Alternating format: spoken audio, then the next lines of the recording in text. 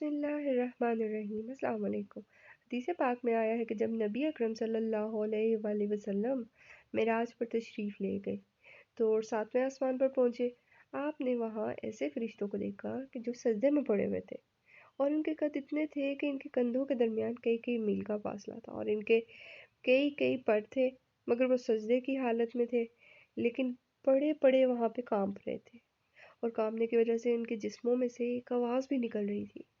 نبی کریم صلی اللہ علیہ وآلہ وسلم نے حضرت جبرائیل علیہ السلام سے پوچھا، اے جبرائیل، یہ کیا معاملہ ہے کہ یہ فرشتے سجدے میں بھی ہیں اور ان کے جسم سے آوازیں بھی آ رہی ہیں؟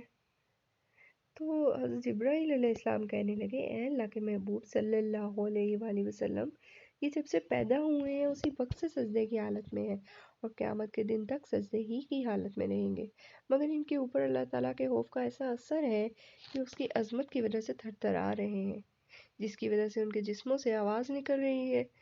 نبی اکرم صلی اللہ علیہ وآلہ وسلم نے ایک مرتبہ حضرت جبرائیل علیہ السلام سے پوچھا کہ اے جبرائیل، کیا تجھے بھی میری رحمت العالمینی میں سے حصہ ملا ہے؟ عرض کیا، اے اللہ کے نبی، جی ہاں، مجھے بھی آپ کی رحمت العالمینی سے حصہ ملا ہے۔ آپ صلی اللہ علیہ وآلہ وسلم نے پوچھا، وہ کیسے؟ عرض کیا، اے اللہ کے محبوب صلی اللہ علیہ وآلہ وسلم، جب آپ صلی اللہ علیہ وآلہ وسلم دنیا میں تشریف نہیں لائے تھے، اس وقت میں اپنے انجام کے بارے میں ڈرا کرتا تھا۔ میرے سامنے کئی لوگ آئے جن کے انجام برے ہوئے، میں نے شیطان کا انجام بھی دیکھا تھا، اس کی وجہ سے میں بھی ڈرتا تھا کہ پتہ نہیں میرا انجام کیا ہوگا۔ لیکن جب آپ صلی اللہ علیہ وآلہ وسلم تشریف لائے تو اللہ تعالیٰ نے آپ پر ایک آیت اتار دی، اِنَّهُ الْقَوْلُ رَسُولٌ الْكَرِيمٌ ذِي قُوَّةٍ عِنْدَ ذِي الْعَرْشِ عرش مکین متاع ثم آمین۔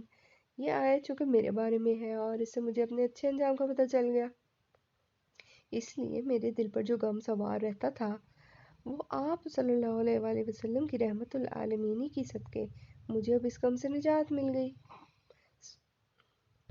سبحان اللہ۔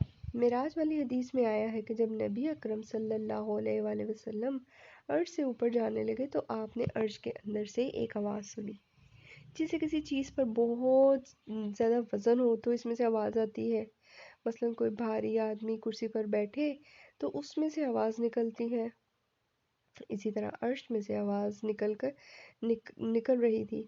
آپ نے پوچھا، جبرائیل، یہ آواز کیسی ہے؟ عرض کیا، ہے اللہ کے محبوب، اس عرش پر اللہ تعالیٰ کی جلالت شان کا ایسا اثر ہے کہ اللہ تعالیٰ کا عرش بھی اس کی ہیبت سے سہا جا رہا ہے۔ حدیث پاک میں فرمایا گیا ہے کہ تم میں سے کوئی آدمی بھی کسی سایہ دار اور پھلدار درخت کے نیچے پیشاب یا پخانہ نہ کرے۔ صحابہ کرام نے پوچھا، اے اللہ کے نبی صلی اللہ علیہ وآلہ وسلم، اس میں کیا حکمت ہے؟ آپ صلی اللہ علیہ وآلہ وسلم نے فرمایا، درخت کا سایہ جب گھٹتا اور بڑھتا ہے تو یہ درخت اللہ تعالیٰ کے سامنے رکوع اور سجدہ کر رہا ہوتا ہے۔ حضور اکرم صلی اللہ علیہ وآلہ وسلم نے ایک بار حضرت جبرائیل علیہ السلام سے سوال پوچھا کہ اے جبرائیل، آپ کی عمر کتنی ہے؟ حضرت جبرائیل علیہ السلام نے عرض کی کہ اے اللہ کے محبوب صلی اللہ علیہ وآلہ وسلم، مجھے اپنی عمر کے بارے میں تو صحیح پتہ نہیں، ہاں آپ صلی اللہ علیہ وآلہ وسلم کو ایک بات بتاتا ہوں جس سے آپ صلی اللہ علیہ وآلہ وسلم میری عمر کا اندازہ لگا سکتے ہیں، وہ یہ کہ ایک ستارہ ہر 70,000 سال بعد ظاہر ہوتا ہے۔ میں نے اس ستارے کو 70,000 مرتبہ دیکھا ہے۔ حضرت جبرائیل علیہ السلام کی یہ بات سن کر سرور کائنات نے فرمایا صلی اللہ علیہ وآلہ وسلم، اے جبرائیل، وہ ستارہ میں ہی ہوں۔ رب کائنات نے حضور اکرم صلی اللہ علیہ وآلہ وسلم کا نور کائنات کی تخلیق سے قبل ہی پیدا فرما دیا تھا، اور کائنات کی تخلیق کے وقت ہی عرش عظیم پر حضرت محمد صلی اللہ علیہ وآلہ وسلم کا کلمہ تحریر کر دیا تھا، جس کو دیکھ کر حضرت آدم علیہ السلام اور حضرت حوا علیہ السلام نے اللہ کی بارگاہ میں اس کلمے کی وساطت سے معافی طلب کی تھی۔ شب معراج حضور اکرم صلی اللہ علیہ وآلہ وسلم جب سدرۃ المنتہا پہنچے تو حضرت جبرائیل علیہ السلام نے آگے جانے سے معذوری کا اظہار کر دیا اور کہا کہ اے حبیب خدا صلی اللہ علیہ وآلہ وسلم، اس سے آگے نہیں جا سکتا، میرے پر جلتے ہیں۔ رب کائنات کا حکم ہوا میرے حبیب صلی اللہ علیہ وآلہ وسلم آگے آ جائیں۔ آپ سدرۃ المنتہا سے آگے تشریف لے گئے۔ پھر ایک پردہ تھا اور قلم چلنے کی آواز آ رہی تھی۔ پھر کا حکم ہوا اس پردے سے بھی آگے آئیے۔ حدیث شریف کا مفہوم ہے کہ حضور اکرم صلی اللہ علیہ وآلہ وسلم فرماتے ہیں کہ میرے اور رب کائنات کے درمیان تمام پردے ہٹ گئے اور وہاں کوئی دوسرا نہ تھا۔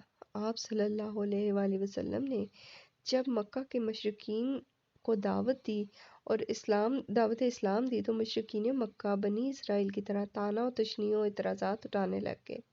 آپ صلی اللہ علیہ وآلہ وسلم سے معجزات طلب کرتے اور آپ صلی اللہ علیہ وآلہ وسلم کو نعوذ باللہ جادوگر کہتے۔ ایک مرتبہ تو حد ہی ہوگی، مشرکین مکہ نے آپس میں صلاح مشورہ کیا اور آپ صلی اللہ علیہ وآلہ وسلم کے پاس جا پہنچے اور آپ صلی اللہ علیہ وآلہ وسلم سے کہا کہ ہم آپ صلی اللہ علیہ وآلہ وسلم کو اللہ کا سچا پیغمبر اور رسول مان لیں گے، مگر شرط یہ ہے کہ آپ ہمیں معجزہ دکھائیں اور چاند کو 2 ٹکڑے کر دیں۔ مشرکین مکہ کی اس فرمائش پر سرور کائنات صلی اللہ علیہ وآلہ وسلم کی انگشت مبارک اٹھی اور چاند 2 ٹکڑے ہو گیا اور پھر جڑ گیا۔ انگلیاں دانتوں میں دابے مشرکین مکہ اپنے وعدے سے پھر گئے اور اسلام قبول نہ کیا۔ اللہ تعالیٰ نے اپنے حبیب صلی اللہ علیہ وآلہ وسلم سے محبت کا اظہار قرآن میں بھی جگہ جگہ فرما دیا۔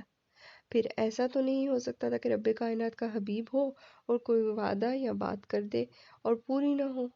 آپ صلی اللہ علیہ وآلہ وسلم نے ہجرت مدینہ کے موقع پر سراقہ کو بشارت دی تھی کہ ایک وقت آئے گا، سراقہ تیرے ہاتھوں میں شاہ ایران کسریٰ کے کنگن ہوں گے۔ اس وقت یہ بات سراقہ نہ سمجھ سکا۔ حضور اکرم صلی اللہ علیہ وآلہ وسلم کی اس بشارت کو پورا کرنے کے لیے رب کائنات نے حضرت عمر رضی اللہ عنہ کا دورہ خلافت چنا۔ سعد بن ابی وقاص رضی اللہ عنہ کی سربراہی میں مجاہدین کا لشکر ایران کی مہم پر تھا۔ دریا کے اس پار لشکر اسلام اور دوسری جانب ایرانی فوج کھڑی تھی۔ صحابی رسول صلی اللہ علیہ وآلہ وسلم نے دریا کو مخاطب ہو کر کہا کہ ہم دریا کے اس پار جا رہے ہیں، مجاہدین کو کوئی نقصان نہیں ہونا چاہیے۔ مجاہدین نے حکم پاتے ہی تکبیر بلند کی اور دریا میں گھوڑے ڈال دیے۔ صف بصف لشکر اسلام دریا میں اترا۔ اسی دوران ایک صحابی رضی اللہ عنہ کا پیالہ پانی میں گر گیا تو دوسرے ہی لمحے دریا کی ایک لہر نے اسے واپس آپ رضی اللہ عنہ کی جھولی میں ڈالا پھینکا۔ ایرانی سپاہی منظر دیکھ رہے تھے، حواس باختہ ہو گئے اور دیو آمدن کہتے بھاگ کھڑی ہوئی۔ کسریٰ قلعہ چھوڑ کر فرار ہو جاتا تھا۔ مسلمان سپاہ فتح کے بعد مال غنیمت جمع کرتی ہے اور مدینہ بھیج دیتی ہے۔ پھر چشم فلک نے یہ نظارہ بھی دیکھا کہ مال غنیمت پڑا ہے اور حضرت عمر رضی اللہ عنہ لوگوں میں تقسیم کر رہے ہیں کہ اچانک آپ کے سامنے کسریٰ کے کنگن آ جاتے ہیں۔ آپ رضی اللہ عنہ کنگن کو دیکھتے ہی آپ دیدہ ہو جاتے ہیں اور آواز دیتے ہیں سراقہ کہاں ہے؟ اسے فوراً یہاں لاؤ۔ ایک بوڑھا شخص سامنے آ کھڑا ہوتا ہے۔ حضرت عمر رضی اللہ عنہ مال غنیمت سے کنگن اٹھا کر اسے دیتے ہیں اور فرماتے ہیں لو یہ کنگن، آج اللہ کے رسول صلی اللہ علیہ وآلہ وسلم کا وعدہ پورا ہوا اور یہ کسریٰ کے کنگن تمہارے ہوئے۔ سراقہ روتا جاتا اور کہتا جاتا بے شک اللہ کے سچے نبی کا سچا وعدہ پورا ہوا اور یہ کنگن وہی تھے جن کا وعدہ اللہ کے نبی صلی اللہ علیہ وآلہ وسلم نے مدینے کی جانب ہجرت کے وقت مجھ سے کیا تھا۔